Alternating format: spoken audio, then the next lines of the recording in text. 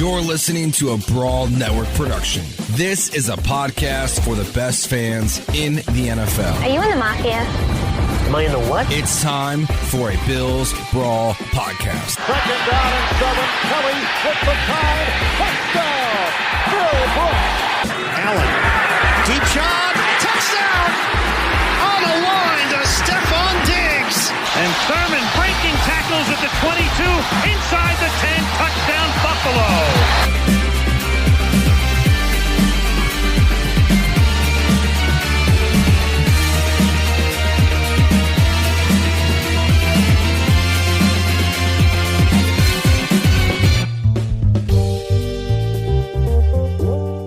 And back with you, Bills Mafia. Bills Brawl is the podcast. I'm your host, Mike Lindsley. This episode's going to be very straightforward. It's just a complete recap of the Bills-Dolphins game.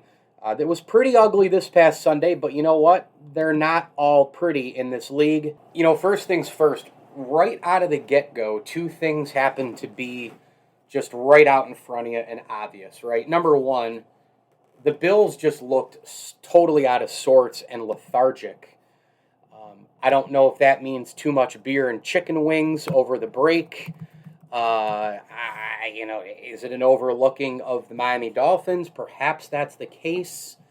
But for whatever reason, they came out just super, super lazy, lethargic, unable to execute. You name it, the Bills were doing it in a negative way. And the other thing that was tremendous, and oh, by the way, Josh Allen on with Peyton and Eli, on the Monday Night Football broadcast, and, talking about hosting a Halloween party, and, and then they were talking about, Peyton Manning and a bunch of people getting together and Josh Allen drinking all of his Blue Light, which was hilarious. But as far as, the off week goes, was Halloween parties, did they just kind of get out of it a little bit? And look, don't get me wrong, man. The NFL's a grind. It's super physical. You got to be focused every week, on and on. And I have no doubt that Allen and the crew is focused, but you do need a couple days to back away from pretty much anything in life. It doesn't matter what your field is. And it's fine if you have, a day or two like that. But if the majority of the week is like that, you can lose habits, good habits, really quickly, right? Really, really quickly. So, again, this was an ugly game, an ugly win, but they're not all pretty. They're not all going to be 40-10, spectacular firework blowouts. And in this game, it was 3-3 at the half. And you had to kind of wonder, as this game was going on, are the Bills going to lose this game? Really. And I think what changed the game was that typically the Dolphins like to play a lot of press man-to-man coverage, right? They lead the NFL, or I don't know what the stat is now, but going into this game, they were leading the NFL in press man-to-man coverage, right? Xavier Howard, Byron Jones, two tremendous cornerbacks, physical, great hands, check you at the line, don't give up the deep ball. They're very, very good. Very, very good. And all of a sudden, Miami started to screw around and play a little zone. And then they were kind of guessing. And I think them going into some of that zone really was a mistake, because Cole Beasley then got involved. Now, there was one play where Cole Beasley, it was a third down, I think from the Bills' own 21-yard line. And they had a 3rd and 14, and they were about to give the ball right back to Miami, tied at 3, and Allen just threw a dart to Beasley. That play, and Beasley was quoted to the media this way, and I'm paraphrasing, but, normally wouldn't see man-to-man in that situation, or a zone, man-to-man in that situation, especially the way they were playing, on and on and on, man-to-man to zone, the switches and all the rest. Well, guess what? They threw some man-to-man on that 3rd and long, and maybe that was Miami, kind of saying, well, hey, we played some zone, we're going to get you with this. Beasley hurt him a little bit. 3rd and long, they'll be expecting zone, right? Because we got to take away the long pass, right? We got to take away 15 yards or longer. and we'll go zone and trick them. Well, we'll go man and trick them rather, and Beasley tricked them and got free, got loose. When he catches the ball too, he's very, very elusive. He's super small. He's kind of like a gadget player. He's a sneaky player. He is really, really good with possession and advancement. And that was a huge play, and the Bills take it down and they win all the battles, third down conversions and the like. The best drive of the day, 13 plays, 80 yards, 706. Gabe Davis caps it off with an 8-yard touchdown pass from Josh Allen, which actually was a very, very nice play by Josh Allen. He was getting pressured. His helmet was touched and grabbed and all the rest, and he was able to throw it to Gabe Davis. The Bills then come back in the fourth quarter, started to, I think, feel pretty good at this point. If you're a Bills fan, sometimes it's just that first score. Get that first score, and then the snowballing effect happens with a really, really good team against a really, really bad team, an elite quarterback against a guy who can't right now figure it out in Tua. And Stephon Diggs, again, and Beasley was coming up big on this drive too. Another third down, huge third down conversion, 9 plays, 69 yards, and Josh Allen spots Diggs across the middle for a 19-yard pass to make it 17-3. That was with 13:23 left in the fourth quarter, and you're like, okay, I feel pretty good. And all of a sudden, Miami, right? Like they start coming around a little bit. 17-11 after the touchdown and then the 2-point conversion to Gesicki. It's an 8-point game, and you're kind of going, oh boy, I don't know. And then the Bills get a field goal. It's 20-11. Now it's a 2-possession game with under 4 minutes. Okay, and then to seal the deal, Miami throws the pick. Jordan Poyer gets it, and the Bills take it in for a touchdown and win 26-11. The Bills, I thought, their adjustment to the zone coverage that Miami, started throwing their way, I thought was pretty good. They really started picking that apart, and because they picked that apart, a lot of the man defense that Miami started to go back to, which is that's where their bread is buttered. They were kind of playing guesswork more than the Bills were. They didn't know what defense they wanted to be in because Cole Beasley was changing it up. Dable and Allen were finding some people. The Bills were starting to move the football. They had a couple of scoring drives. That, to me, seemed like a huge part of this game. Look, the Dolphins are just no good. There's just no other way to say it. I think they have some very nice players. I think Myles Gaskin's a talented player, but he doesn't overwhelm you. I think Mike Gesicki's solid, but he doesn't overwhelm you. Devontae Parker was shredding the Bills' defense. He had 8 catches for 85 yards. He's really, really good, but I don't think he's a number one. I think Devontae Parker's probably like a 1A or a 2, but on this roster, he has to be a 1, until maybe even Jalen Waddle can eclipse him. They also have obvious issues with the offensive line and an obvious issue at quarterback. This is a team, if the quarterback is better, and we've seen the Russell Wilsons, and look at Aaron Rodgers, what he did, against Arizona, with a depleted unit.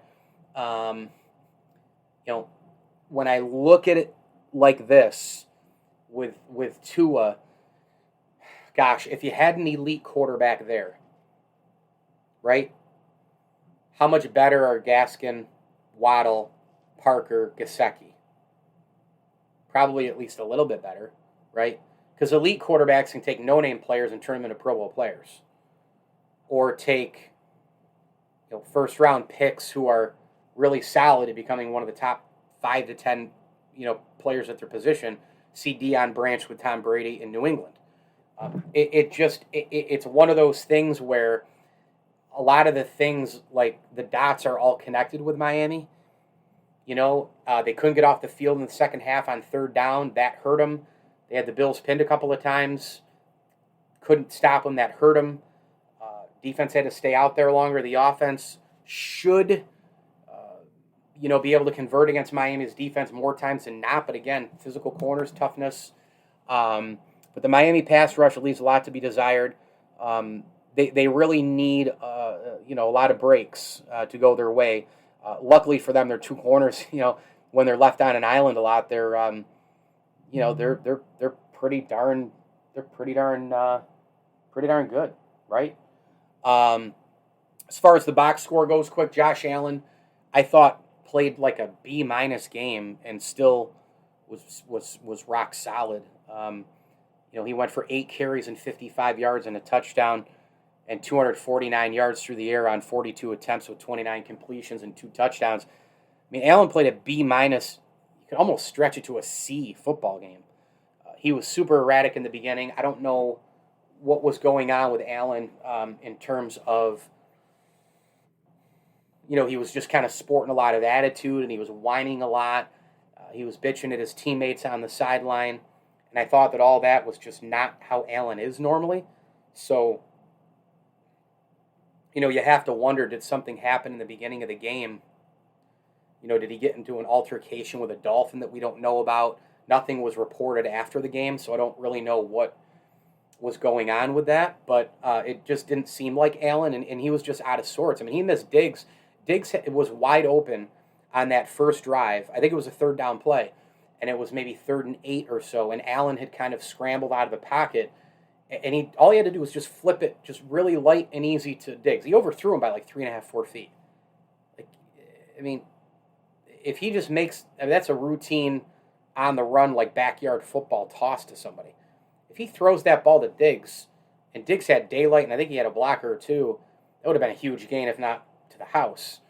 Little things like that, Allen was missing like crazy. He should have thrown about 2-3 picks in the first half. Luckily for him, they kind of dropped in areas, and the secondary wasn't able to convert. But, overall, Allen with 304 total yards of offense and 3 scores, playing a B- almost stretched to a C game. You still take those numbers, don't you, from your franchise quarterback. Devin Singletary, 7 carries for 28 yards, and Zach Moss, 8 carries for 19 yards. Not a ton from those two guys in this game. And the Bills, they ran it 15 times with those two, and it just seemed like when they were trying to run the football, it was really forced. And I was just done with it. I was tired of it. Receiving-wise, 10 carries for 110 yards, 10 receptions, rather, for 110 yards for Cole Beasley. Diggs went for 540 and a touchdown. Zach Moss, 6 and 39. Tommy Sweeney, 3 for 30. Gabe Davis, 4 for 29 and the touchdown. Singletary, 1 and 1, and that was pretty much it. Great job by the Buffalo defense pretty much all game long. The 2 superstars of this game, I thought, actually 3 superstars. I got to put Jordan Poyer in there as well. If this were hockey and I had to do 3 stars of the game, I'd probably go number 1, Cole Beasley, number 2, Ed Oliver, and number 3, Jordan Poyer. Poyer had 10 tackles, 10 of them all solo, and he did have that interception at the end to seal the deal, and the Bills went in for the score. And then you look at Tremaine Edmonds. He was really good too. Milano, Johnson, Wallace, Hyde. I mentioned Ed Oliver. He only had 2 total tackles and 1 was solo, but he should have had his first sack of the year, but Jerry Hughes got nailed on an offsides. He had multiple quarterback hits, and he was all over the run game of the Miami Dolphins.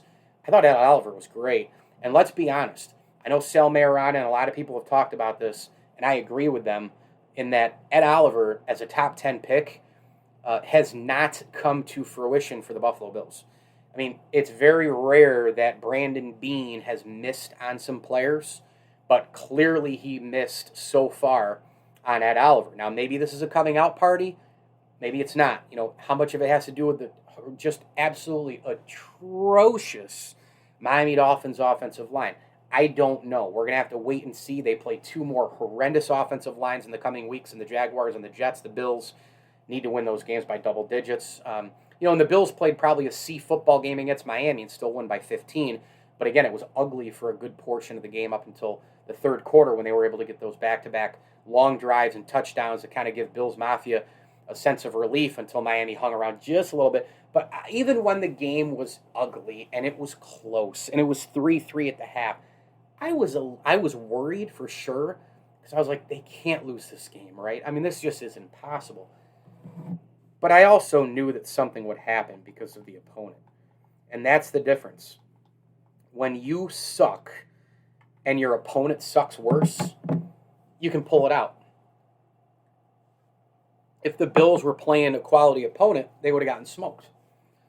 Because the Bills didn't have it. It was an off day and all the rest, and ba-boom. I mean, look at week 1 against the Steelers. With all those eggs into that one basket, all the hype, all the expectations, all the things we always talk about. Bills laid an egg, right? I mean, they laid an egg against Miami. They got it going a little bit offensively. They adjusted. They were the better team.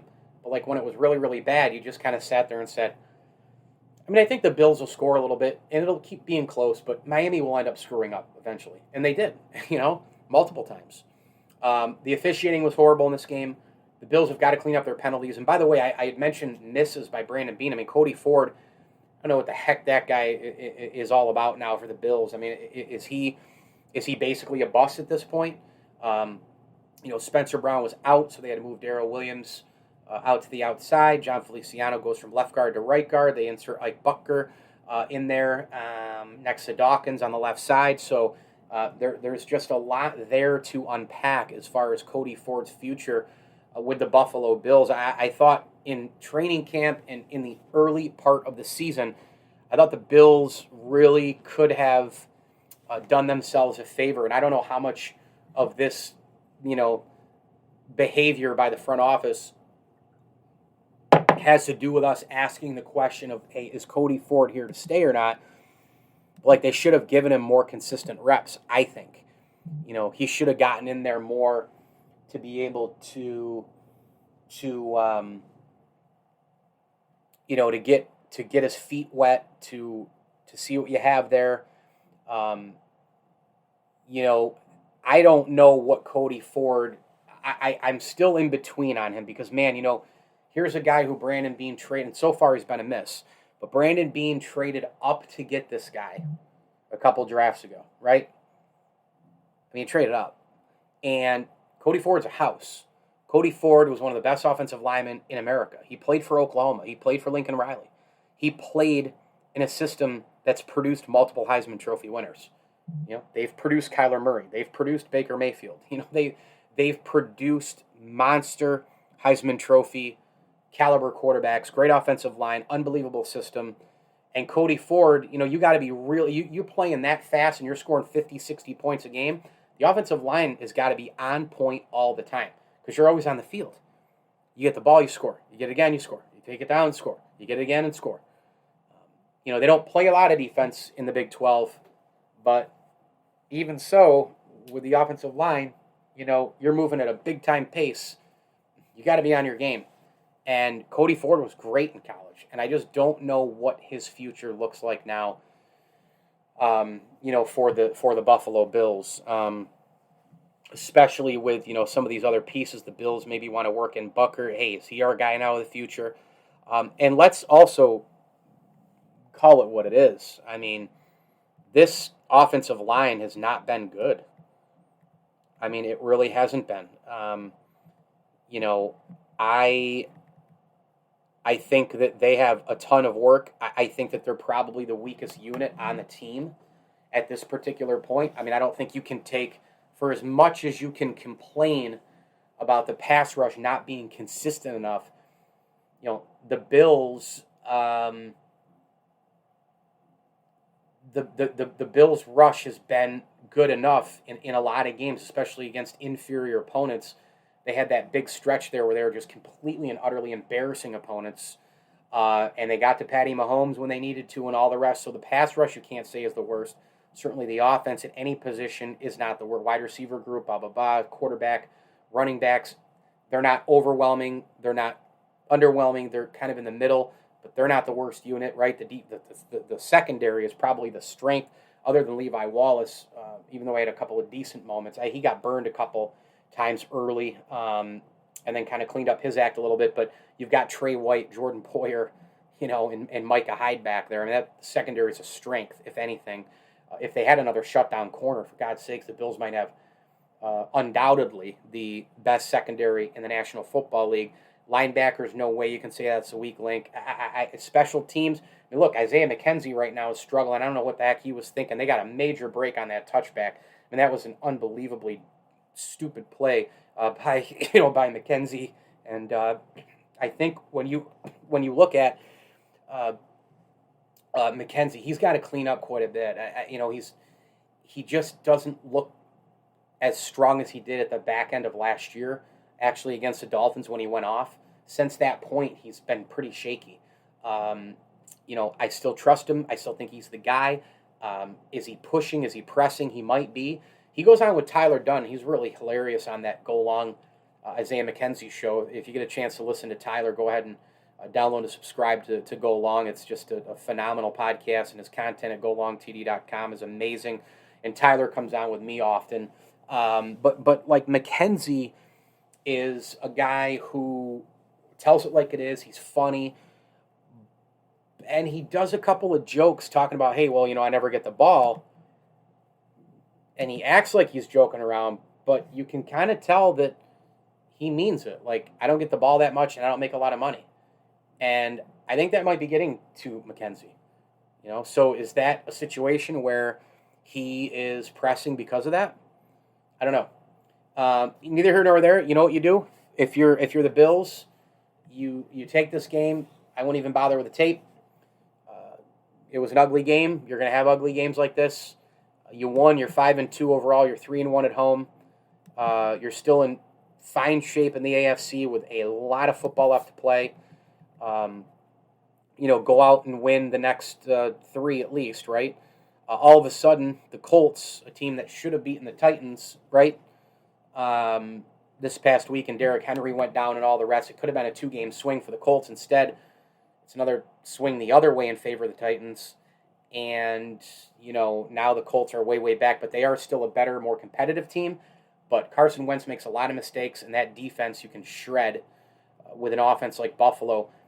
To me, the Colts are a little bit more of a formidable opponent than we thought, just a couple of weeks ago. But look at what the Bills have coming up. They've got Jacksonville, at the Jets, home for the Colts, an erratic team, especially at quarterback. And they go at New Orleans on Thanksgiving night with who knows who at quarterback, with Jameis Winston being out for the year. I mean, is it Trevor Siemian still at that point? I don't know. Then they got the Patriots at home on Monday Night Football with a couple of extra days to prepare. You know what? I'm looking at this right now at five straight games. Bills need to win all of them. That's what I'm looking at right now. Go win the next 5. You'll be 10-2. And I think at that particular point, we're still waiting. The Bengals just lost to the Jets. The Patriots beat the Chargers. The Chiefs are still kind of behind the 8 ball a little bit. Titans just lost Derrick Henry.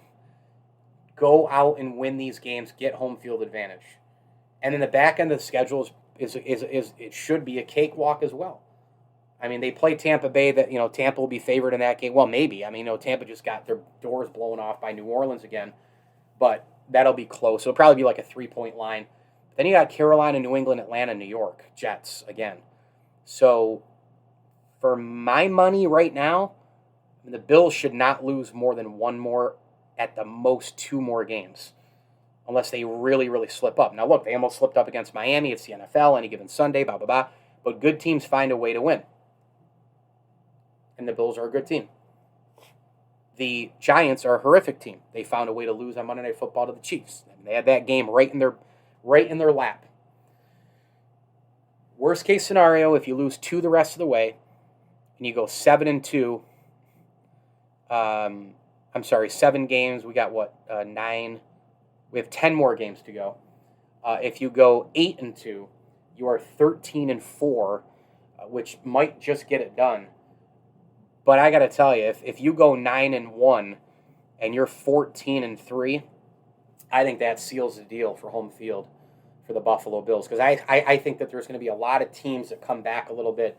A lot of teams we don't know if they're ready in terms of arriving and all that. So pretty great place to be right now if you're a Bills fan. And that's with the game against Tennessee, in which Allen slipped, where the Bills really had a chance to win that football game. Mike Lindsley with you here. It is the Bills Brawl podcast. Thanks for listening. Hit me on Twitter at Mike L Sports. As I always tell you, enjoy the games.